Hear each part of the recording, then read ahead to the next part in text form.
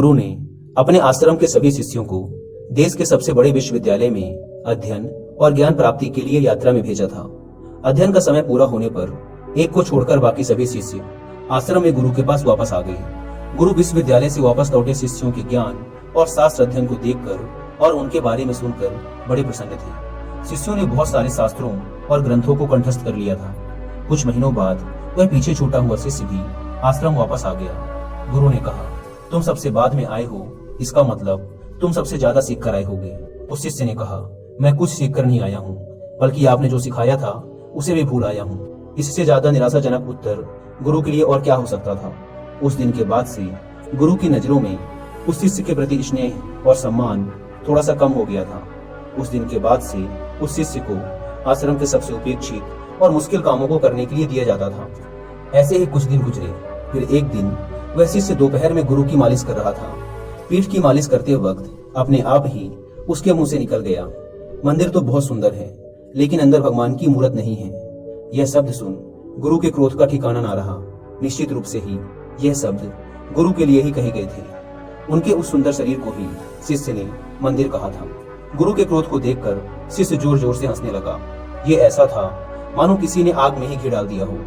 क्रोध में आकर गुरु ने अपना अपमान करने के आरोप में उस शिष्य को आश्रम से बाहर निकाल दिया। फिर एक रोज गुरु अपने कक्ष में बैठकर शास्त्रों का अध्ययन कर रहे थे। तभी अनायास ही कहीं से आकर वह शिष्य गुरु के समक्ष बैठ गया। गुरु शास्त्रों का अध्ययन किए जा रहे थे और वह चुपचाप बैठा सुन रहा था। तभी एक जंगली मधुमक्खी कक्ष के अंदर आकर बाहर जाने का रास्ता खोजने लगी। द्वार तो अभी खुला ही था, वही द्वार जहाँ से वह अंदर आई थी, लेकिन वह अंधी होकर व्यर्थ ही बंद खिड़की से बाहर जाने का प्रयास कर रही थी। इस व्यर्थ प्रयास में वह बार बार खिड़की से टकराकर खुद को घायल कर रही थी। उसकी लगातार भिनभिनाहट कक्ष के शांत वातावरण में गूंज रही थी। तभी अचानक ही वह शिष्य खड़ा हुआ और जोर से चिल्लाते हुए उस मधुमक्खी से बोला, अरे ना समझ, वह द्वार नहीं दीवार है, जरा रुक और देख, वापस जाने का भी द्वार वही है जहाँ से तू अंदर आई थी। उस मधुमक्खी ने तो नहीं, परंतु उस गुरु ने इस बात को सुना और उसे द्वार मिल गया। उसने पहली बार उस शिष्य की आंखों में बड़े ध्यान से देखा और उसने पाया कि यह शिष्य अब वह इंसान नहीं था जो यात्रा में गया था। यह तो एकदम ही अलग इंसान था। यह एकदम ही अलग आंखें थी। इसने वहां जो सीखा था वह कोई साधारण सीख ना थी। इसने कुछ सीखा नहीं था, बल्कि इसने तो कुछ जान लिया था, कुछ असाधारण, कुछ अद्भुत। गुरु ने कहा, मैं आज महसूस कर पा रहा हूँ कि मेरा मंदिर भगवान से खाली है। मैं यह भी महसूस कर पा रहा हूँ कि मैं आज तक दीवार पर ही सर मारता रहा, इसलिए मुझे द्वार न मिल सका। परंतु अब मैं उस द्वार को पाने के लिए क्या करूं? ऐसा क्या करूं कि मेरा मंदिर भगवान से खाली ना रहे? उस शिष्य ने कहा कि यदि भगवान को चाहते हो तो स्वयं से खाली हो जाओ। जो स्वयं भरा है वही भगवान से खाली है। जब कोई स्वयं से खाली हो जाता है तो वह पाता है कि वह तो हमेशा से ही भगवान से भरा हुआ था।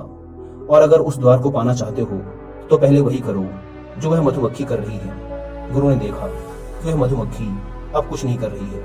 वह बस शांति से दीवार पर बैठी हुई है, बस बैठी हुई है। उसने देखा, समझा, महसूस किया और जागा। उसे ऐसा लगा जैसे उसके भीतर अंधेरे में एक बिजली सी कौंध गई हो। अचानक उसने देखा कि मधुमक्खी को द्वार मिल गया। वह उसी द्वार से वापस जा रही थी। चित्त जब शांत होता है तो द्वार मिल ही जाता है। जब अंदर की सारी भागदौड़, सारी खोज खत्म हो जाती है तो चित्त शांत हो जाता है, और शांत व शून्य चित्त ही वह द्वार है। गौतम बुद्ध ने भी अपने उपदेशों में कहा है कि चित्त का शांत होना ही खुद को जानने की दिशा में बढ़ाया गया पहला कदम है। गौतम बुद्ध ने अपने उपदेशों में इस बात पर जोर दिया है कि अगर कोई इंसान खुद को जानना चाहता है तो सबसे पहले उसका अपने विचारों और भावनाओं पर पूर्ण नियंत्रण होना चाहिए। लेकिन इसका मतलब ये नहीं कि आप सोचना ही बंद कर दें। यह तो एक साधारण इंसान के लिए संभव ही नहीं है।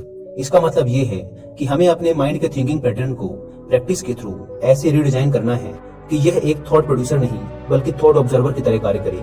यह किसी चीज को देखकर उसके बारे में धारणा बनाने की बजाय उठते हैं। एक बार मौलुकपुत्र नाम का एक इंसान गौतम बुद्ध के पास आया और बोला, बुद्ध, मैंने तुम्हारे बारे में बहुत सुना है कि तुम बहुत बड़े आत्मज्ञानी हो। तुम सबके प्रश्नों के उत्तर देकर उन्हें संतुष्ट कर देते हो।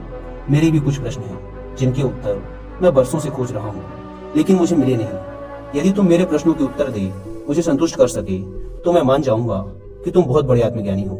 बुद्ध ने मुस्कुराते हुए कहा, मौलुकपुत्र, क्या तुम सिर्फ अपने प्रश्नों के उत्तर पाना चाहते हो या उत्तर पाने के बदले में कुछ खोना भी चाहते हो?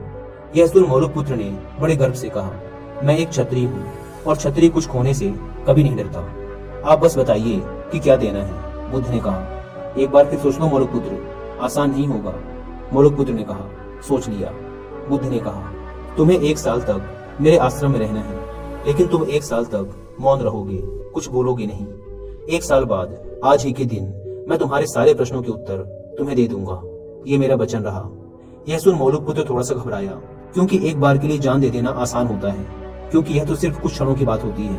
ऐसे ऐसे जहर हैं कि 3 सेकंड में प्राण निकल जाते हैं। इसके लिए केवल एक बार साहस जुटाने की जरूरत पड़ती है, लेकिन 1 साल तक शांत रहना यह तो बहुत मुश्किल काम है, क्योंकि इसमें हर रोज खुद से लड़ना पड़ेगा, खुद के विचारों से लड़ना पड़ेगा, जो देखने में तो आसान लगता है लेकिन है बड़ा मुश्किल। कई बार साधारण लगने वाले कार्य बड़े मुश्किल होते हैं, लेकिन अब मोलकपुत्र ने तो सबके सामने वचन ही दे दिया था। वह अगले 1 साल तक मौन रहा। धीरे धीरे उसके अंदर सब कुछ शांत हो गया, उसका चित्त एकदम शांत हो गया। 1 साल बीतने के बाद बुद्ध ने कहा, पूछो मोलकपुत्र, क्या प्रश्न थे तुम्हारे? मोलकपुत्र जोर से हंसा और बोला, क्या पूछूं, अब मेरे अंदर कोई प्रश्न रहे ही नहीं, मुझे मेरे सारे प्रश्नों के उत्तर मिल गए। गौतम बुद्ध मुस्कुराए और बोले, जब इंसान का चित्त शांत होता है तो उसके सारे प्रश्नों के उत्तर उसे अपने अंदर ही मिल जाते हैं।